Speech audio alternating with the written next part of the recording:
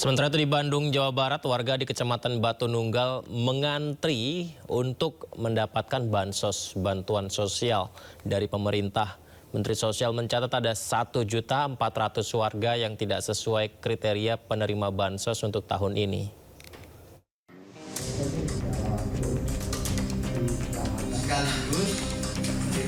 Puluhan warga Kecamatan Batu Nunggal, Bandung, Jawa Barat rela mengantri sejak pagi demi mendapatkan bantuan langsung tunai atau BLT. BLT periode akhir tahun 2025 sebesar Rp1.200.000 untuk per 3 bulan. Dulu pernah dapat, tapi datanya mungkinnya kurang, penggantian nama suami nggak ada. Saya turun, tapi lama sampai berapa tahun nggak dapat, sekarang dapat lagi. Hasanah adalah salah satu dari jutaan warga yang terverifikasi kembali mendapat BLT triwulan akhir tahun 2025. Pemerintah pun masih memperbaharui data penerima manfaat BLT agar tepat sasaran. Jadi kita mulai verifikasi itu sejak hari Selasa yang lalu sampai hari ini sudah ada lebih dari 1.400.000 keluarga penerima manfaat yang dinyatakan tidak memenuhi kriteria. Sementara ada lagi tambahan lebih dari 250.000 yang penerima manfaat baru yang dinyatakan memenuhi kriteria. Kota Bandung sendiri terdapat 70.000 lebih warga yang menerima bansos. Penyaluran BLT via ATM Bank agar tepat sasaran dan tidak dikorupsi. Diharapkan dengan penyaluran BLT dapat membantu warga di tengah harga kebutuhan ekonomi yang meningkat. Dari Bandung, Jawa Barat, Ervan David Anyus melaporkan. Ya, warga di Kecamatan Batu Nunggal, Kota Bandung menyerbu ATM demi mencairkan bantuan sosial, pemirsa. Mereka rela antri berjam-jam untuk menarik uang hingga Rp1.200.000 per 3 bulan. Sekaligus kita ingin juga 50 warga rela mengantri untuk menarik uang bantuan langsung tunai di ATM di kantor Kecamatan Batu Nunggal, Kota Bandung. Satu persatu warga mengambil uang sebesar Rp1.200.000 per 3 bulan. Untuk Kota Bandung ada 70.000 lebih warga yang menerima bansos ini. Warga penerima manfaat mengaku senang mendapatkan bansos pemerintah ini untuk membeli kebutuhan sehari-hari. Dapatnya berapa sekarang, Bu? Sekarang Rp1.200.000. Lebih gampang. Dipakainya nanti buat apa, Bu? Buat bayar baju sekolah anak, beli sepatu udah pada rusak. ada lagi tambahan lebih dari 250.000 yang penerima manfaat baru yang dinyatakan memenuhi.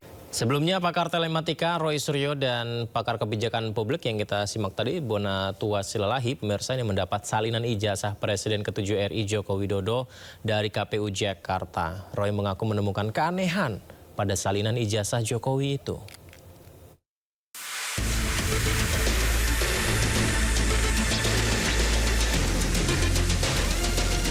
Pengamat kebijakan publik Bona Tua Silalahi menerima salinan fotokopi ijazah Presiden ke-7 Indonesia Joko Widodo dari Komisi Pemilihan Umum RI pada Jumat pagi. Salinan tersebut digunakan Jokowi saat mencalonkan diri sebagai Presiden pada 2014. Bona Tua menjelaskan salinan ijazah yang diterima ini masih ada bagian yang tertutup. Ia pun mempertanyakan alasan sejumlah informasi di salinan ijazah Jokowi ditutup. Yang diberikan itu adalah fotokopi terlegalisir, ini apa ya, fotokopi dari fotokopi. Jadi ini agak beda dengan 2019, ternyata 2014 itu semua masih manual. Jadi peserta memberikan fotokopinya, fotokopi terlegalisir dari universitasnya, lalu disimpan oleh KPU, dan KPU memfotokopinya, inilah yang dikasih ke saya. Sementara pakar telematika Roy Suryo mengaku menemukan keanehan setelah melihat dokumen tersebut. Menurut Roy, ijazah milik Jokowi yang diterbitkan Universitas Gadjah Mada palsu. Roy menambahkan dokumen ini akan dijadikan bukti baru untuk diserahkan kepada Bareskrim Polri. Kalau beliau sih nggak usah didatangi, cukup kita cek saja apakah yang ada. ini ada sesuatu yang menarik. Ya, saya lihat aja udah terjadi sesuatu yang aneh. Tapi nggak apa-apa, ya. Itu nanti akan kita rumuskan dalam press conference beberapa waktu lagi. Karena ini berarti, ya Mek, bisa lihat ya. Saya udah ngerti maksudnya. Maksudnya? Ada yang aneh. Ada yang aneh. Bisa sama. Nah, tapi nanti akan kita sampaikan pada konferensi pers ya. Nanti dulu ya, gitu. Jadi episodenya. ya, Signifikan nggak aneh? sangat signifikan, sangat signifikan anehnya. Ternyata Ya. Pak Roy bawa yang Stempelnya, tanda tangannya. Ya, bisa mengarah bahwa terjadi kepalsuan. Dah kata kuncinya itu. Udah. Jadi 99,9% tetap palsu. Roy Suryo dan kawan-kawan saat ini tengah mengumpulkan sejumlah salinan ijazah Jokowi yang digunakan dalam beberapa pemilihan umum yang diikuti Jokowi. Mereka sudah mendapatkan salinan ijazah Jokowi terlegalisir mulai dari yang digunakan saat Pilkada 2010 di Solo, Pilkada DKI Jakarta 2012, dan Pilpres pada 2014 serta 2019. Dari Jakarta, Amrina Rida, Julkarnain Tri Julianti, iNews melaporkan. Kita beralih ke informasi lain, Presiden kedua RI Soeharto resmi diusulkan sebagai pahlawan nasional. Usulan itu berselang 1 tahun usai MPR mencabut nama Soeharto di TAP MPR 11 tahun 98 soal nepotisme, korupsi, dan kolusi.